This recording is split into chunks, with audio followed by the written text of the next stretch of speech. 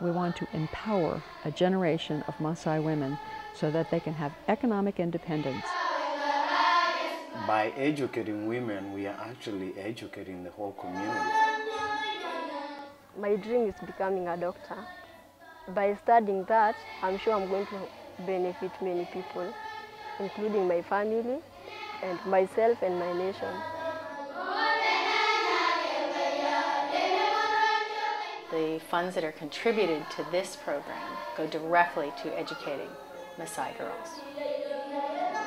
The Maasai Girls Education Fund is a very unique model. There are some beautiful aspects to the Maasai culture that we could all benefit from.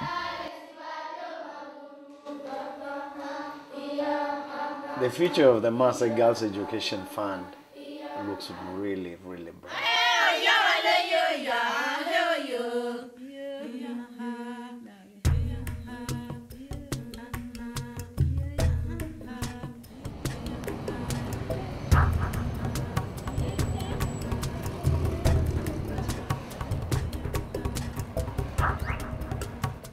50 miles southwest of Nairobi lies the town of Kajiado. Two-thirds of Kenya's Maasai population lives in this area. It is in this beautiful but arid landscape that the Maasai Girls Education Fund is focusing its efforts.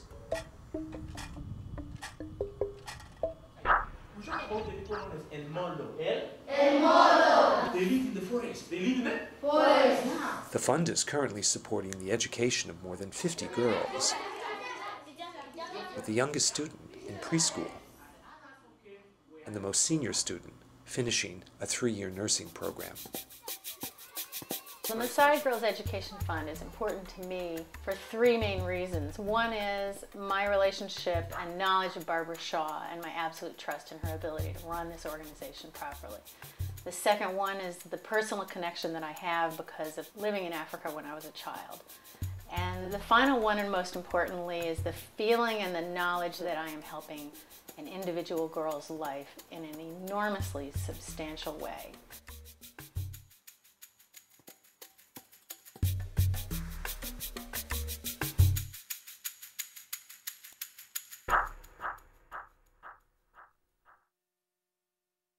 If you educate a woman, it's proven over and over again. You have higher literacy, better health, better nutrition, greater economic stability, and the entire community is better. Yes. At the initial stages of formulating the Maasai Girls Education Fund, we involved local community leaders, local political leaders. We involved women, girls, we involved young warriors, we involved elders. And so this program has the blessing of the community members.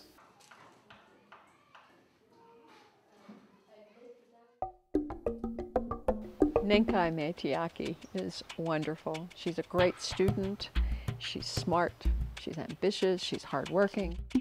Ninkai is now in the 9th grade in one of the best national schools in Kenya. In Kenya, we don't have many doctors, especially women. In my place, we don't have a hospital. And if I study, I can come and maybe start my own hospital in my area and benefit my community. She has proved herself very able and capable academically. She is doing well. She is very social, interacts very well with other students, regardless of her background.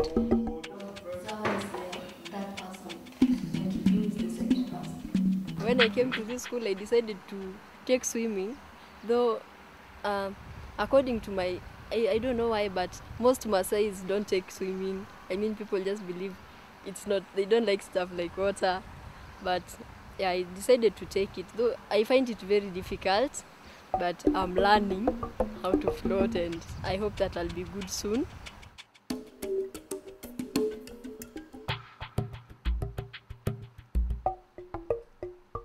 This is my room.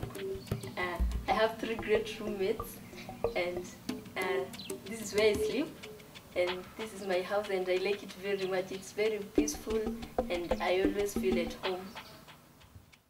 Rescue girls are girls who are saved from forced marriages. Nenkai is one of those. As soon as they reach puberty, the father says, she's got to be circumcised, we have to find a husband for her, and that's it. So you see many 12, 13, 14, sometimes 15-year-old girls who are married, have babies. It's an investment. They're married to whoever can provide the biggest payment to the father.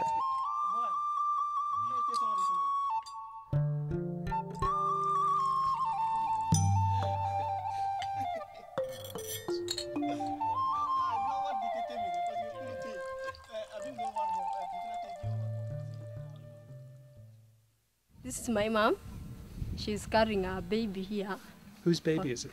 It's my sister's baby who dropped out of school, and now my mom has to take care of the baby for her.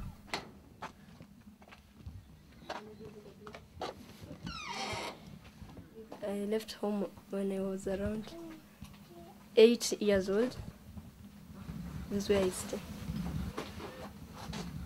When it doesn't rain like now, sometimes we have to go so far looking for water, and we put it in jerry cans and we carry it, and sometimes it's very far, it's tiresome, but it's our way of life. At the gate, we are already home.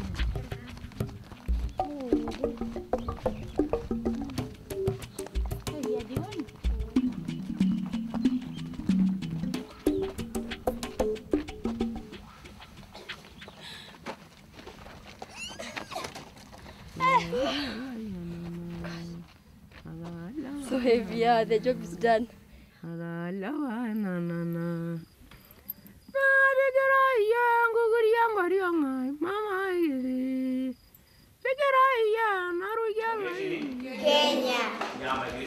One important thing to keep in mind is that in the Maasai Girls Education Fund, a small amount of money in the United States can go a long, long way in putting just one girl through school.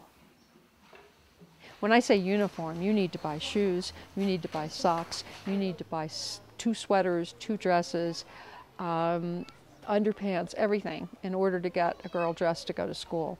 And that costs about $80 a year, which is not really much, but it's a whole lot to somebody who's living in rural Kenya.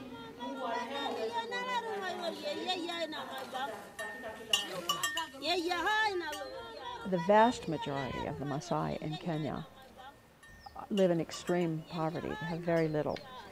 In addition to that, life is changing for them. They're in the same place that they've been for hundreds and hundreds of years, but it's impossible. They don't have the freedom of movement that they had before because land ownership is happening, agricultural development is happening. The modern world is going to come to them. Eventually, they're not going to be able to avoid it, and if they continue to go the way they're going, there are going to be fewer and fewer of them left. We have a saying in Maasai that one warrior can save the whole clan, and MGEF has 57 girls. So there are 57 warriors, and so they are not just gonna save the clan, they'll save the tribe.